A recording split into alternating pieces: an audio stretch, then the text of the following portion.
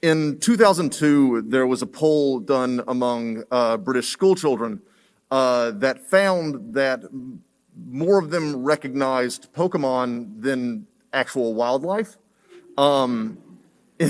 In 2016, a poll among American children found that more of them recognized Pikachu than they did Joe Biden. And I'm not kidding about this. In 2019, a Stanford University study was done on images and memory on the visual cortex.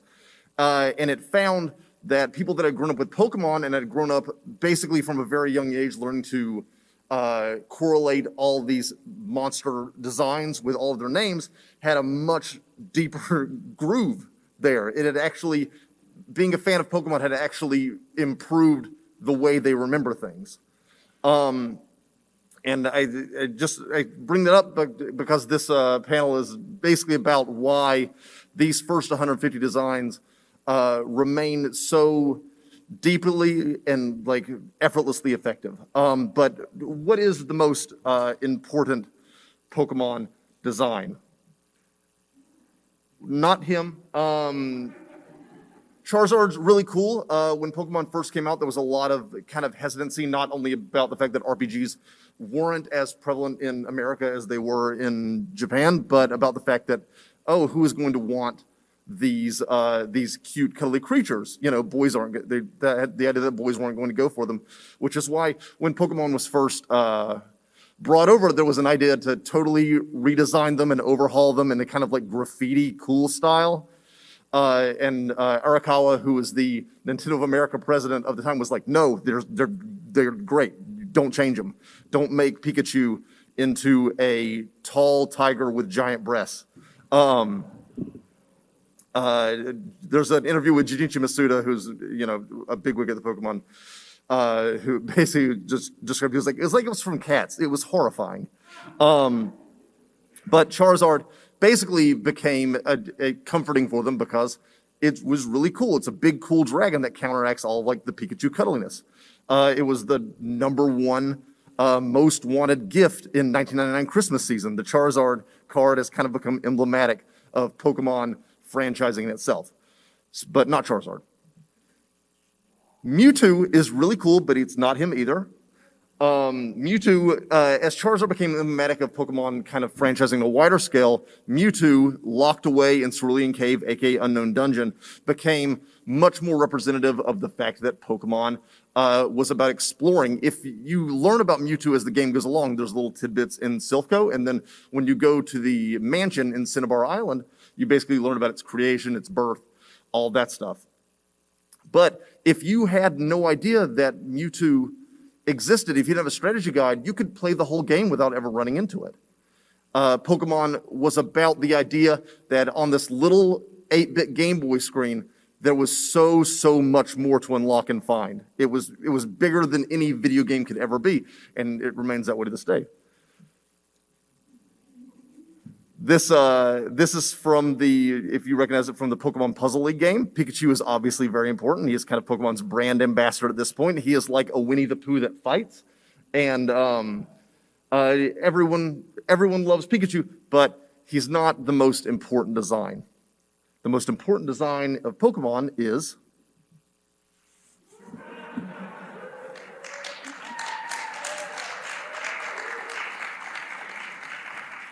so Magikarp is kind of a legend. It's effectively useless. If you played, raise your hand if you played Red and Blue when it came out.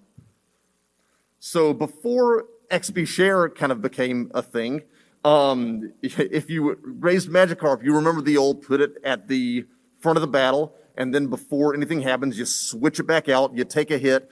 It adds about 30 seconds to every single battle, makes the game hours and hours longer, and eventually, by the time you get past almost to Vermilion City, you have a nice new Gyarados.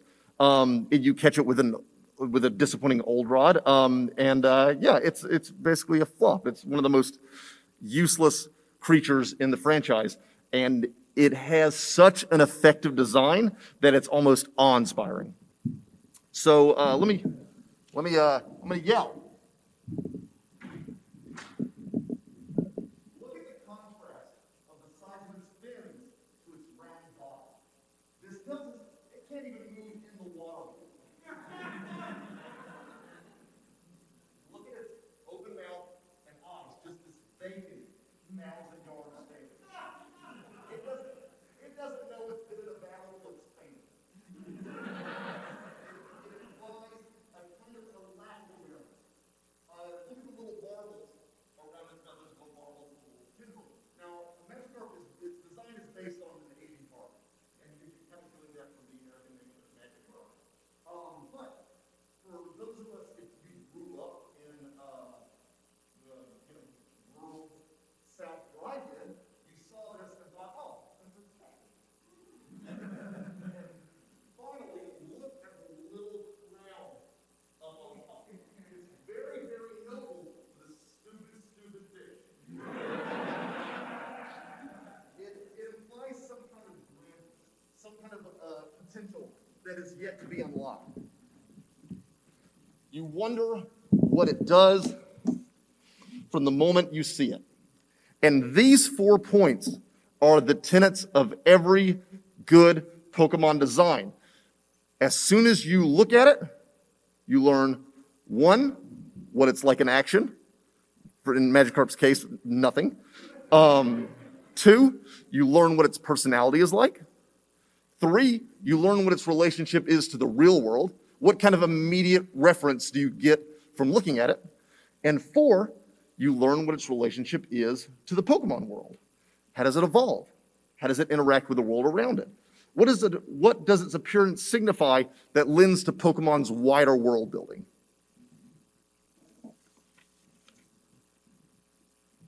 Not earlier this year, because this year's not even a year yet.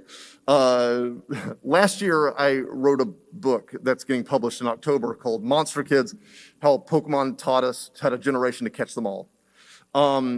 And during that time, I interviewed a lot of people who worked on Pokemon for Nintendo of America, and also, if you're a fan of the anime, a name that might bring up some mixed feelings. I taught a lot of people from 4Kids.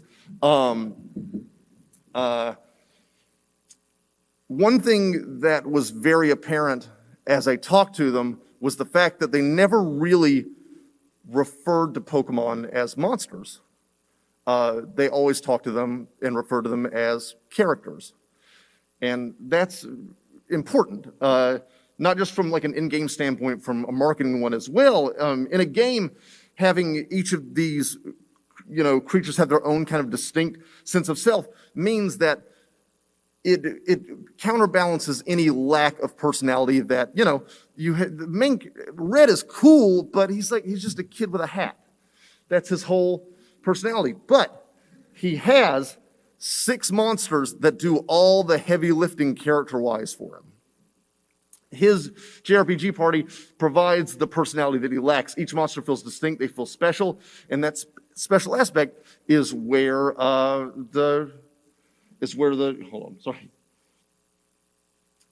marketing comes in, because now you don't just have a favorite character. For the series, you have 150 favorite characters. Turning monsters into characters means that every kid who plays Pokemon, their team is unique. Their team represents them. Their team is special. When you think about it, and you make the choice and you trade to get the rest, you're not trading lower, and you're not trading unimportant versus unimportant. Everybody's team has meaning, and that's one of the reasons that Pokemon sold so well in the beginning. The gotta catch them all mantra only works if you want to actually catch them all. But what if it wasn't a character? In the same year that Pokemon came out in 1998, earlier that year, another Japanese fantasy export had hit the United States. So Godzilla, even from his early 1954 characterization with his soul, if you've seen the movie, he's just got a soulless path of destruction, but he represents something. He represents nuclear trauma. He represents a post-war Japan trying to get on its feet again. It represents the hubris of mankind and our scientific progress coming back to haunt us. It is a character. And it eventually evolves into kind of like the, kaiju heavyweight champion of the world. But basically, no matter what incarnation of Godzilla that you're looking at, and even though it's a giant monster that beats the crap out of other giant monsters, it is undoubtedly a character. Also, he did that one time. Remember that thing? That was cute. The 1998 Godzilla, as you see here before his unceremonious demise of getting shot with missiles and then kind of, looking at Matthew Broderick, is not a character. It is undoubtedly a monster. You can't market it. It is built to eat and run around, and that's it. That's its only characteristics. It's little children, which you might remember here from Kmart clearance racks. They do the same thing. They're not characters. They're monsters. Yeah, they refer to as Zilla, and in Godzilla Final Wars, Godzilla kills it in like 10 seconds. It's very petty, but also it's kind of awesome. You can't market this. One of the reasons that Godzilla failed is in 1998 is because that's not a character. You get nothing from it. Now, when Pokemon Red and Green first came out in Japan, they came out in the form of, the monsters came out in the form of 8-bit sprites, and if you've seen them,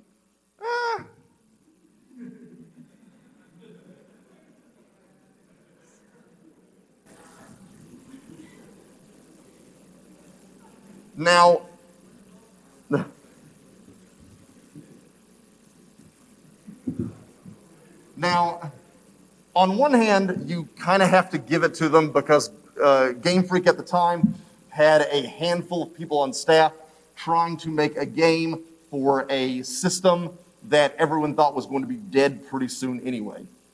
But even from the beginning, and these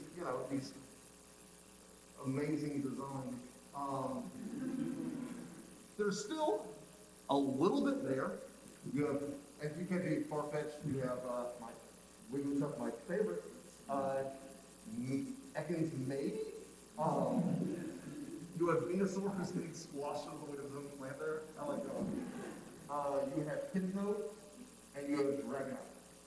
Now, these monsters are undoubtedly rough. But even from this current stage, they embody the 4 tenets that I talked about. And, when Red and Blue came out, they'd fix them up. But even so, look how happy Charmander is. His personality, excitement, his action, his flaws.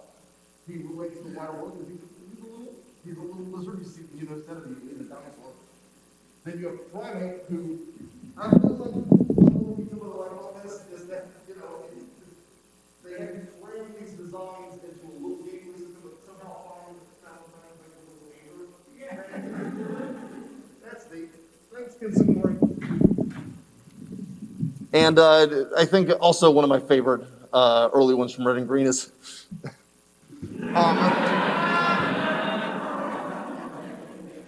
he's doing like the DreamWorks sidekick face. I really like him. But on the other hand, you have designs that were masterful from the beginning, like Gassy looks cool as hell.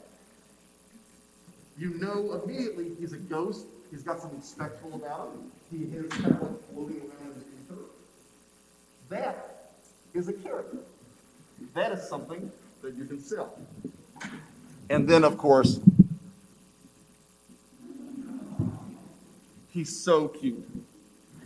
Pikachu, back when he was a little bit, spent probably the first 2 years of Pokemon's existence looking like that. Later, they kind of slim him down, sort of, which I think betrays the character entirely. Pikachu is better when he looks like this. Why does he look like this? Glad you asked. Daniel fan theory time. So, Pikachu in 2 places in Pokemon Red and Blue. You can find him in Viridian Forest, and you can find him in the Power Plant. The other animals in Viridian Forest, the other characters in Viridian Forest, are little bugs. Pikachu is an omnivore. And birds that are weak to electricity. Pikachu is an apex predator.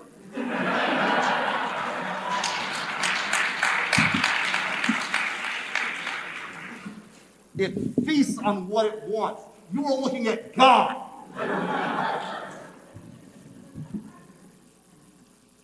And then you have another one like this. Exactly, exactly. I'm right. Look at it. You know what it's like in action? It's got this little bone glove. You know what it's like with its personality-wise? It's got a sad skull on its face. You know how it relates to the real world, reference to it, because we see skeletons before. And you know how it relates to the Pokemon world. You want to see, you want to know more about this. You want to know why is it carrying a skull? Why is it carrying a bone? What does it eventually turn into? Now, when Pokemon Red and Blue came out, they'd have the benefit of being able to now work off the art that had sprung from Pokemon Red and Green. They were able to take all the designs that Ken Sugimori and those that worked on the trading card game and all that stuff, and were able to better create creatures that were now fitting what would soon become an international brand. And as you see here, they're a little better, especially Dragonite. Let me go back really quick to Dragonite. And the lower right is cute. And then I Am Become Death. When you have Charmander, you have Pikachu who's kind of stayed the same. Meow. From maybe one of the best sprites in Pokemon history, the Red and Blue Haunter, Scyther, Dragonite, Slowbro. What they're like in action, personality, reference to the real world, their purpose in the greater Pokemon world. You glean it immediately from them. Now, this is obviously the art that, if you were a Pokemon fan in 1988, you saw blasted over every strategy guide. And yeah, this was. Did anyone have the Prima strategy guide? Yeah, Prima. Boo, Brady game. Prima, if anyone remembers that, is amazing if you can find it. Go to the little credits page where the author pretty much outright states that Pokemon is ruining his life. But these are characters. So when this stuff was designed, it was pretty clear that Pokemon was going to make its way to the United States. It was too big not to. But one of the biggest problems with that is the fact that, well, there are multiple problems. One of the biggest ones, though, is the fact that there was a long-standing idea that people in North America did not like RPGs. They didn't like them. There was some evidence to back this up. Nintendo's fairly recent Earthbound had kind of tanked and died. Sony had just put out Final Fantasy VII, which was big, but their marketing for that was enormous. So basically, no one was really sure if Pokemon was going to work.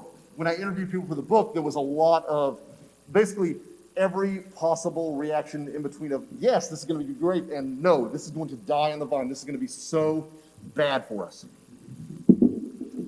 So if you grew up around that time, you probably remember stuff like this. Now, this ad in particular started showing up in comic books around August and September of 1998. If you read like a really bad issue of like Spider-Man, you probably saw that. But look at how it's also very representative of the fact that that we were in the got milk fad, where minimalist was better. All it says is gotcha.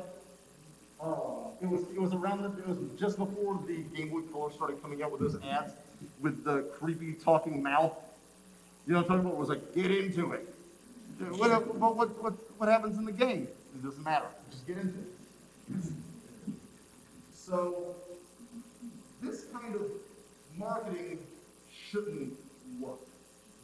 It shouldn't. It tells you nothing. Absolutely nothing about the games themselves. If you remember this commercial with this guy,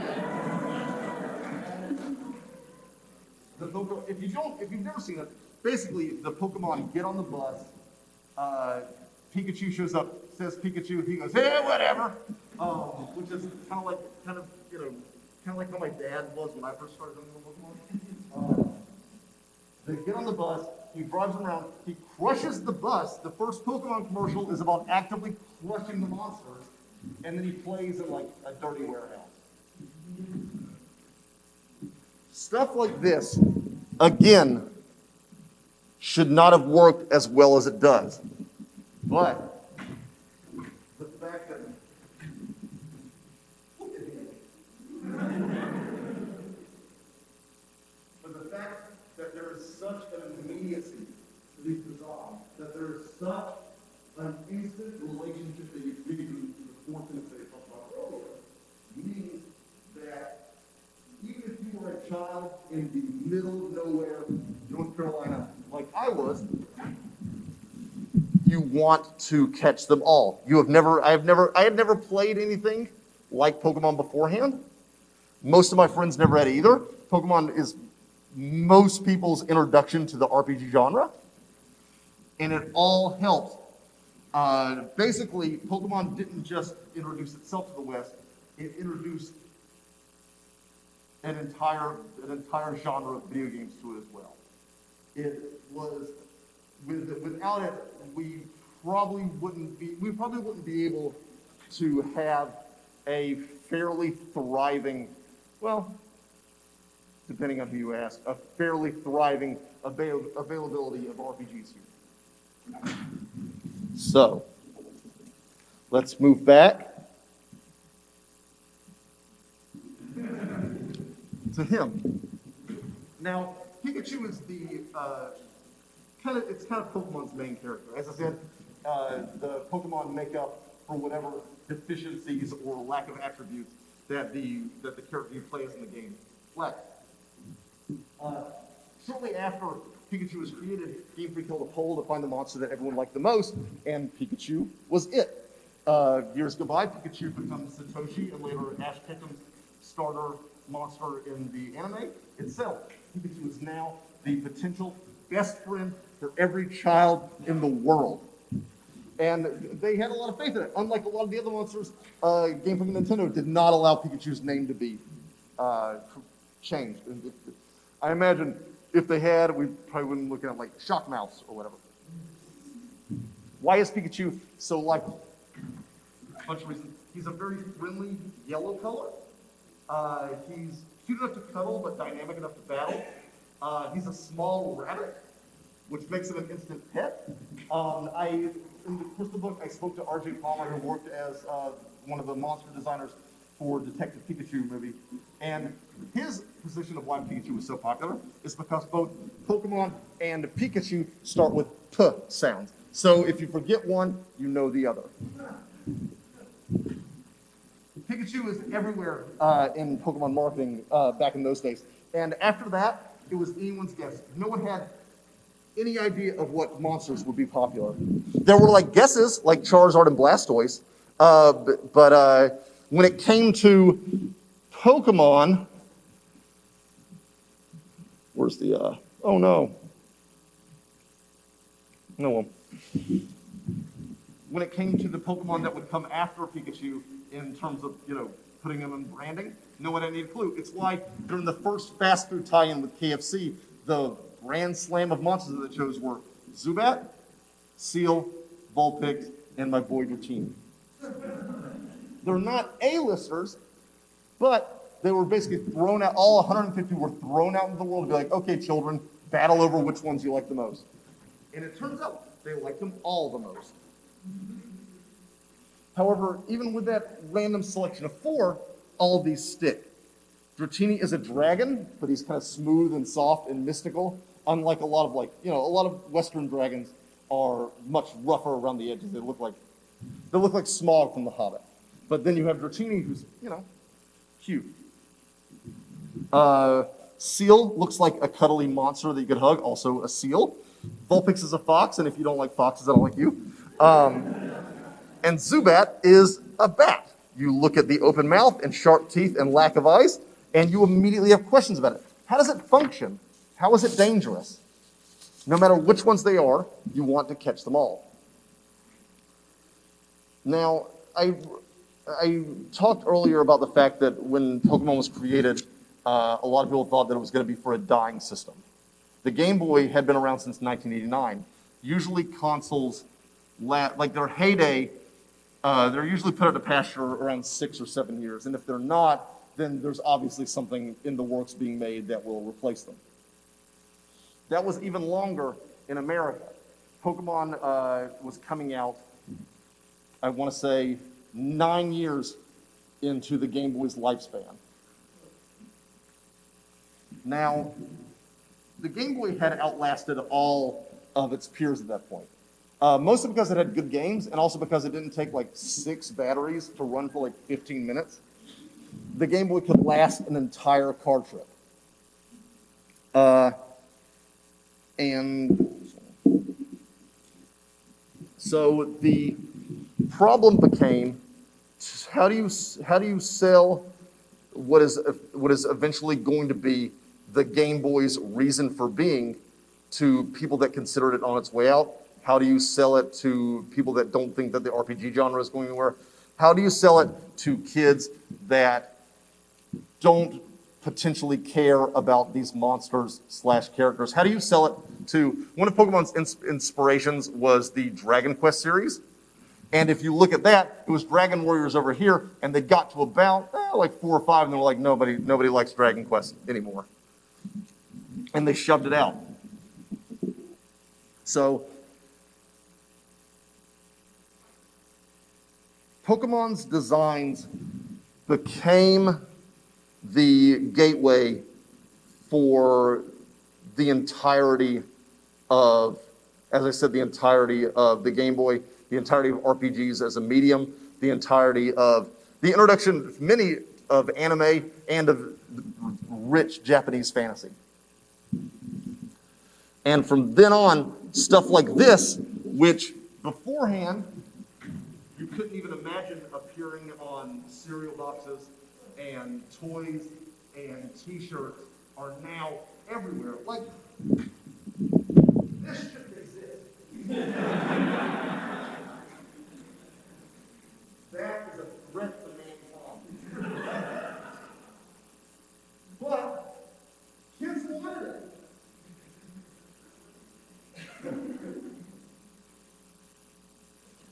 Without these characters and their designs, it did not matter that Pokemon was working with 4-kids licensing or Rico Rivera. If you don't look at Bulbasaur and watch how the flower growing on its back slowly moves as it evolves, or look at the fact that Charmander growing as a tiny reptile to a larger reptile that eventually sprouts wings and flies, directly mirroring evolution itself, Pokemon failed. If you don't look at the Poliwag and immediately get the reference that it's tadpole, that it's a cute little monster, and then it grows up into a much more fighting, rugged, simple, Poliwag, Pokemon failed. If you don't look at Mr. Eye and wonder why the hell someone created that, Pokemon failed. But as we know now, Pokemon is the highest grossing media franchise in history. It is bigger than Mickey Mouse. It is bigger than Star Wars. It is bigger than everything. Pokemon succeeded because there was not one uninteresting design among all initial 150. Even these. Rattata has basically become the standard bearer of early RPG thing that you grind against. Voltorb, every once in a while people say, oh, well, Voltorb's kind of a boring design. But there are many creatures in the actual world that evolve to resemble common objects. Voltorb evolving itself to resemble Pokeball is like maybe secretly the most inspired Pokemon design. And Ditto, being able to turn into anything, if you were a kid with Play-Doh, you immediately get it.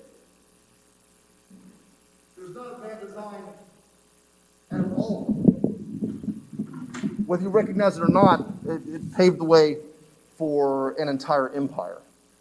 And at this point, I kind of want to wrap up with my favorite Pokemon designs.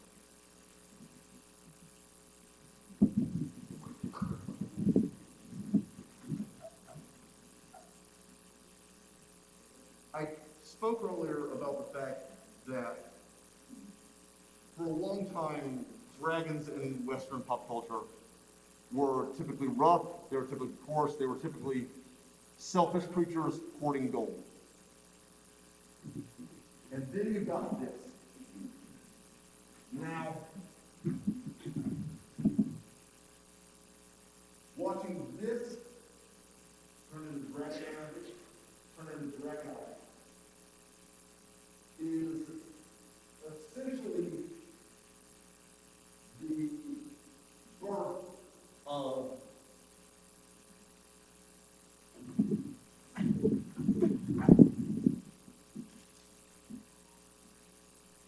sorry, I lost my train of thought.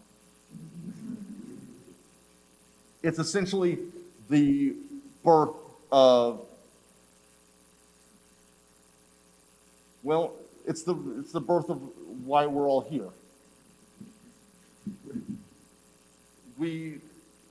Nowadays we kind of take for granted the idea that this stuff, there are almost 1,000 Pokemon.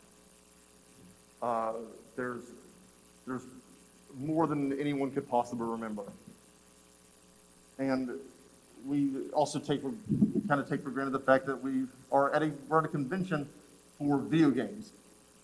if you had told somebody that you were going to a convention for video games 10 years before Pokemon came out, they'd been like, oh, first of all, what is that? Second of all, there's not enough, people into that stuff for it to happen. But by introducing Pokemon like this to the world, as I spoke earlier, we reshape how kids think. We literally, physically change their brains. That sounds like a bad thing. It sounds like every single the Joe Biden thing and the kids recognizing Pokemon more than they recognize wildlife. Whenever that gets posited, immediately the outcry from the news is, well, obviously kids are much dumber than when I was a child. And that's really easy. That's really easy and kind of grotesque to do. If you introduce a child to fantasy, especially fantasy that is so well made like this, you are introducing them to dreams. You are creating a world for them which is unlimited in scope and only held back by what they can create. Pokemon introducing mini kids to RPGs would introduce a whole new generation of prospective RPG creators. It would introduce people to the idea of new designs. No longer were children limited by Western media. No longer were they limited by the fact that, well, if you grow up and you want to do fantasy, you can write Batman and that's about it. They could do 150 different monsters or more. Pokemon essentially created, and I don't think it's out of scope to say that Pokemon essentially created a better world for those that only thought they could dream within the scope of whatever was popular in America at the time.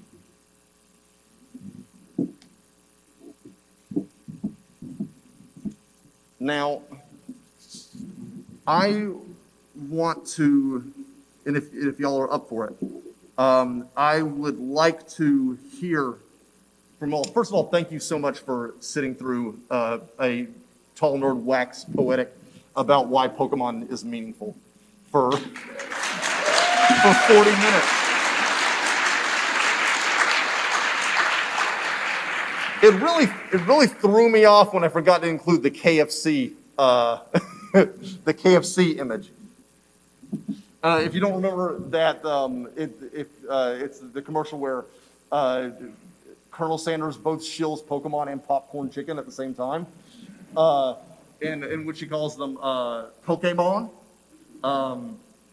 There was very little like quality control back then. There's the in the MSNBC Pokemania segment. Noted host Brian Williams mispronounces Pokemon like 3 times in the span of like 30 seconds. But if you're up for it, I would like to hear from y'all now. So if you have a favorite Pokemon from either the original 150 or beyond there, I'd like to hear it, because that stuff means a lot to me, as Pokemon meant a lot to me growing up. Say it again? Vulpix? Awesome. All of what? Oh, hell yeah. Eevee? Also, if you want to tell me like your first memory of Pokemon, please do as well. The reason that I wrote and decided to do a whole book about that is because no one really, unless they're coming from like a top journalist, no one really takes books about anime or video games seriously enough. There deserves to be more, is what I'm saying. But yeah, go ahead. Trico? Squirtle? Nidoking? The title of the book is Monster Kids, How Pokemon Taught a Generation to Catch Them All. It's basically about the Pokemania from the late 90s to early 2000s.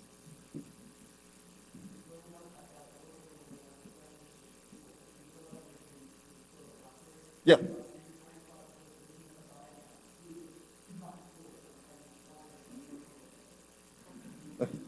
Beside him? Zapdos?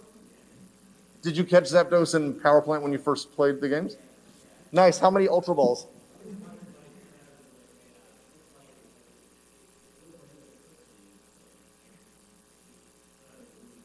Yeah. Behind him? Yeah.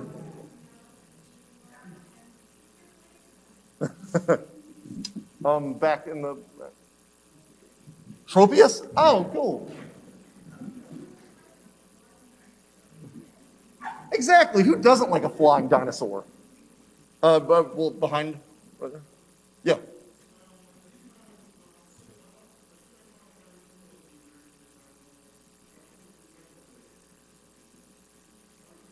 Articuno? Cool. They've had their hands in the back really. What? I feel like I've been betrayed. Snorlax? Heck yeah.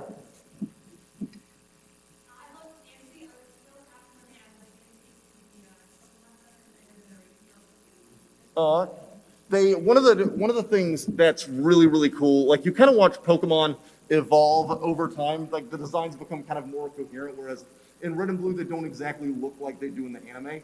And later when Pokemon Yellow came out, they redesigned the monsters again to more directly look like their anime counterparts, and that kind of set the standard for it, like for the monsters going forward. Like after Pokemon Yellow, you don't really have as many instances where they don't kind of match up with how they look in like the cards and all the other pieces of pillars of the franchise.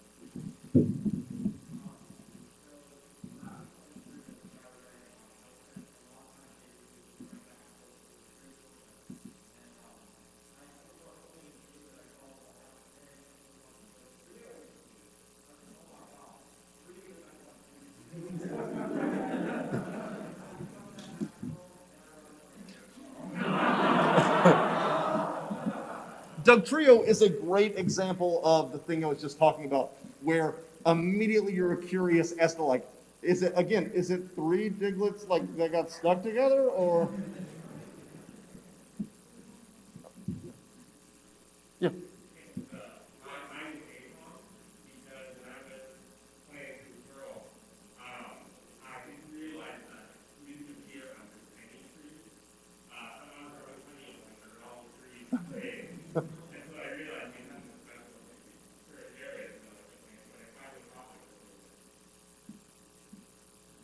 Yeah, you're right in front.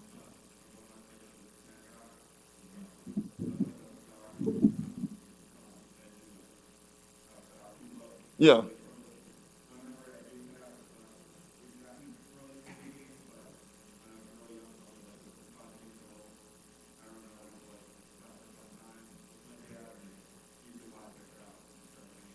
Cool.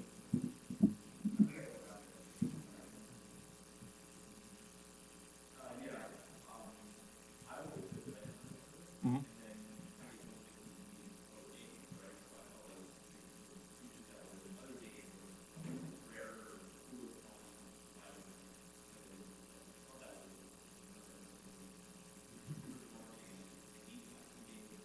Yeah, it's interesting to watch that kind of happen. That was actually a decision by Miyamoto, who took to Miyamoto growing up had done a lot of like searching rural areas, and that it later based experience like when he created Legend of Zelda.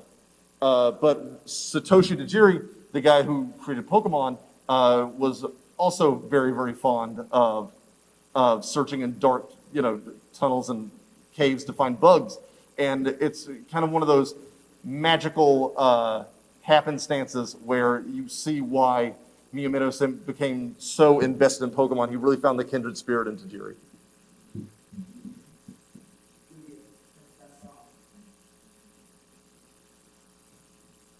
Yeah, I agree.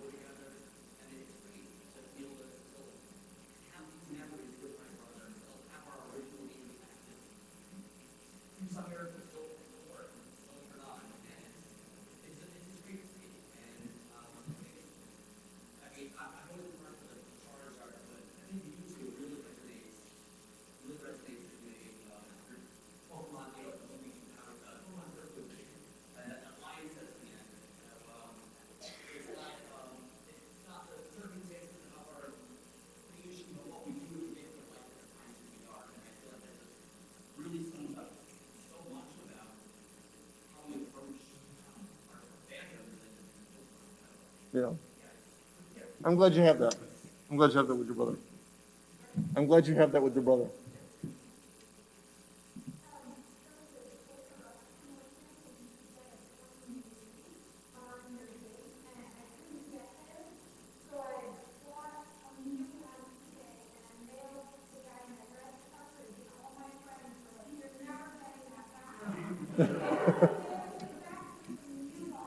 Oh.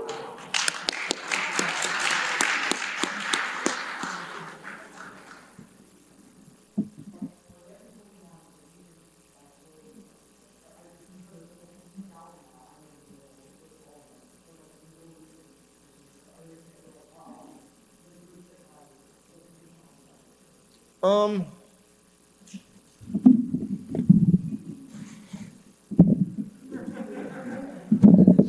I'm a filthy gin wanner, but and one of the reasons that I kind of decided to write a book was because it's the time period that I find the most fascinating and that appeals the most to me. Um, I I can't think of one design that I think is poor right at the top of my head, but I do have a weird feeling of non-personality sometimes. Like when I see something like Eternatus, I don't I don't know what you obviously can see what it does, but I don't know what it's like. It doesn't reveal anything like obviously like this design right here that appeared on the Pokemon Yellow game. You know what he's in a ready to scrap pose, but you know what he wants. You know what he's like. And there's a lot, it happens kind of a lot in games that become more like legendary Pokemon based, where they're cool designs, but I don't know what they're supposed to be.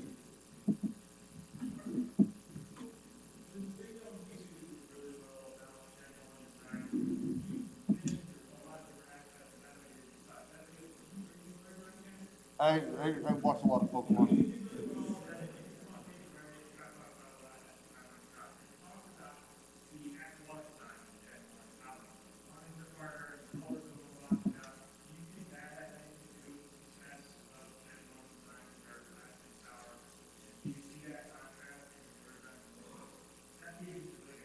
Yeah, no, that's prime Sugimori. It's they're around, I think it's around Gen 3 or Gen 4 where they started to, because Generation 3 with Ruby and Sapphire were kind of a soft reboot of the series. There's an interview, I think, with Game Informer where Junichi Masuda talks about the fact that with Generation 3, he wanted to prove all like critics wrong because everyone was like, Pokemon is dead, didn't you get the memo? And so with those, like with the years coming after, they would kind of overhaul how Pokemon looked. And like one of the things is like Pikachu became indefinitely sleeker. As you said, the lines became harder. They became more like branding images than they felt like actual creatures. And that's not a diss on like Pokemon in general, but it is kind of disappointing. And like I can't speak for the wider world, especially like generations who came after that, where that is what Pokemon looks like to them. But to me, it is kind of disappointing. The softness of early designs is it asks Pokemon fans to not base stuff just off, oh, this is a cool monster. It creates a world that's much more gentle, something the monsters or creatures that we now have like relationships with. They're things that there are equal parts hugging and fighting, whereas now they look a little more action figure-y.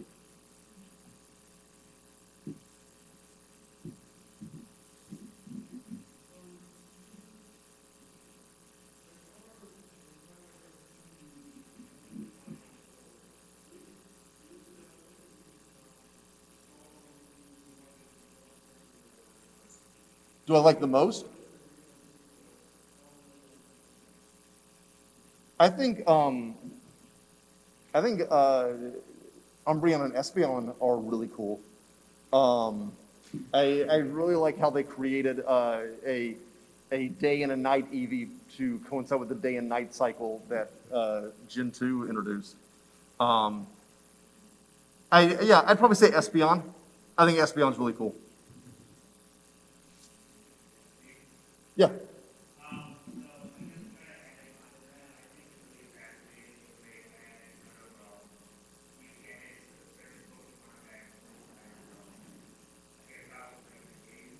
Yeah. Yeah.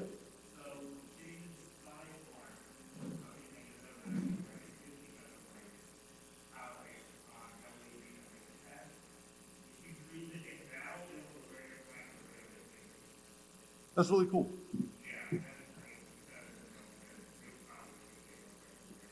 Yeah.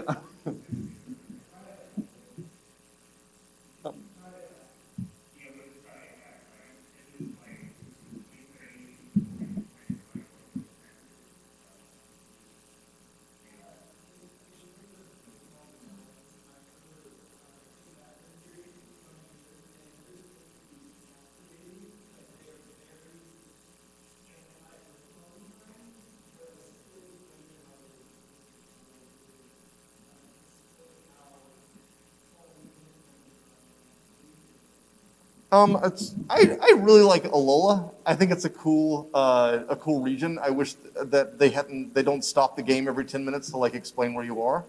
But Alola kind of or Sun and Moon and then Ultra Sun and Ultra Moon kind of playing with like the dimensional aspects of fun. It kind of like these kind of dimension hopping creatures. They sort of make sense to me. But I, like you, they don't stick out in my head as like great designs. They're cool for the purpose of the game, but if you were to ask me like where they rank on like my top, whatever, I probably wouldn't put them on there.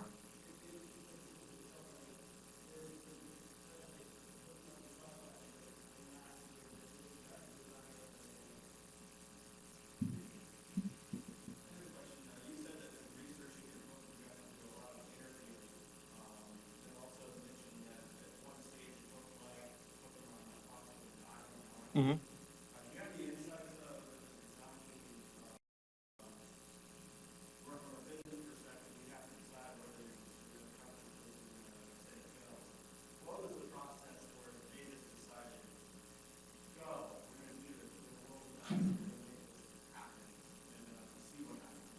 So Pokemon came as kind of preloaded with controversy. There's in late 1997, Pokemon gets mentioned in the span of about 8 days in the New York Times in articles not about Pokemon. The first one was a guy talking about kind of the fact that the Game Boy sales were still good, and he mentions Pokemon like 10 paragraphs down, these pocket monsters in Japan. Um, and then 8 days later, the famous Porygon seizure incident happened.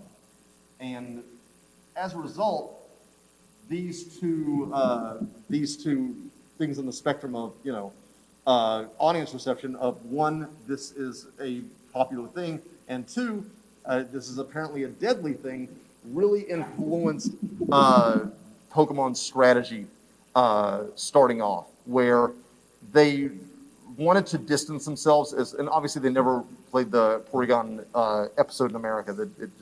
They pretended that it didn't happen, but they had to kind of battle with the idea that Pokemon was something that was potentially harmful, and not a lot of stuff has to do that. Like no one, like before, like Batman came out, no one was like, "Is Batman going to come off the comic and hurt children?"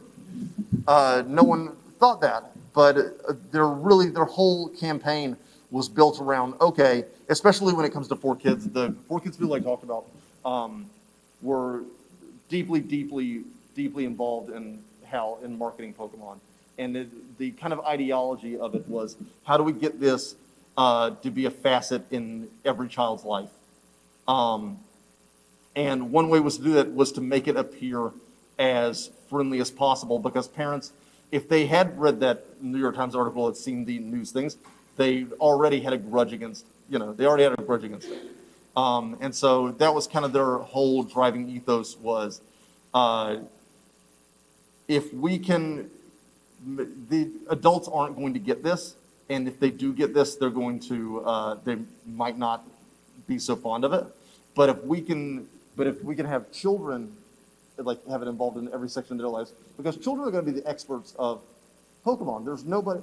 Parents are. It's one of the few things. Usually, media is handed down from parent to child. When you're a kid, you watch the things that your parents allow you to watch, and if your parents don't like it, then you don't get introduced to it until you're old enough to find it for yourself. With Pokemon, children immediately were the experts, and they really played off the fact that like, this is your choice. You can do whatever you want with this franchise, and that that's one of the reasons it became so big, because Pokemon makes you feel really good about yourself as a child. You're the master.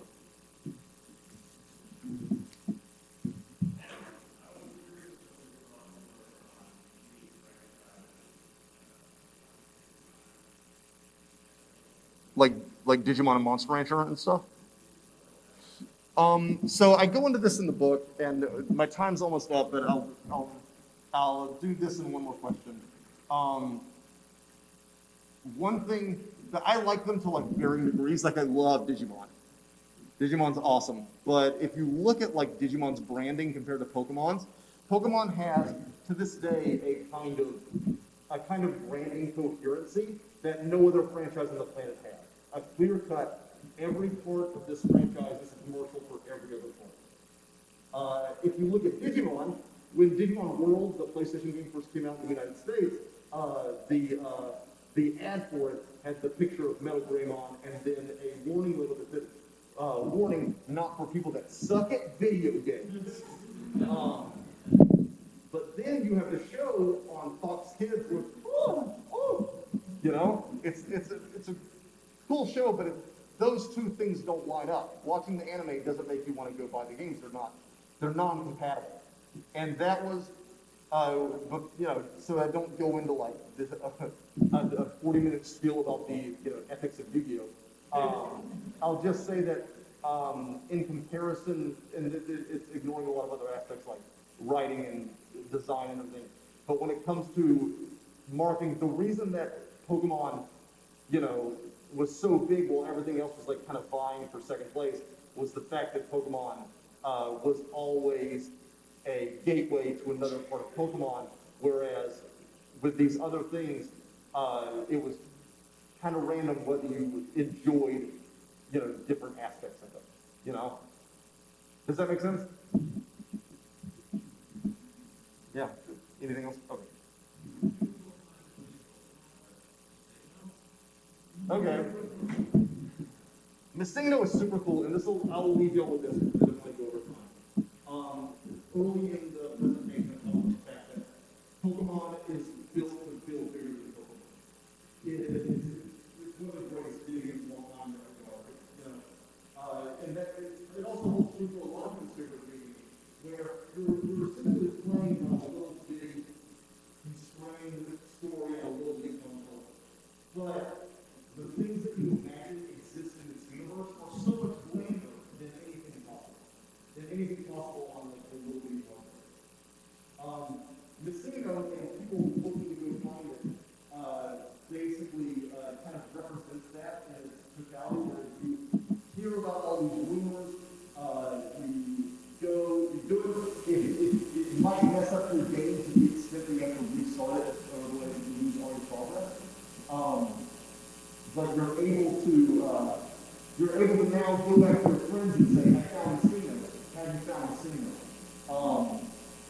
Nowadays, before every Pokemon release, there's like a wave of like fake starters that get recalled.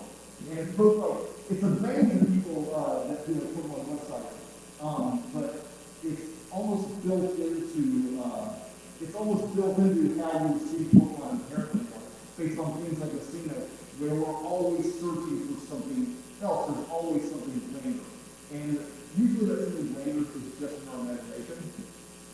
But one of the greatest things about Pokemon World is that no matter how big it gets, it will always be bigger in our dreams. And Messino is a big part of that. This constant discovery. Yes, it might like you occasionally, but also, it's something that, as I said, now you can go back to your friends and be like, I have found this secret Pokemon. What are those secrets?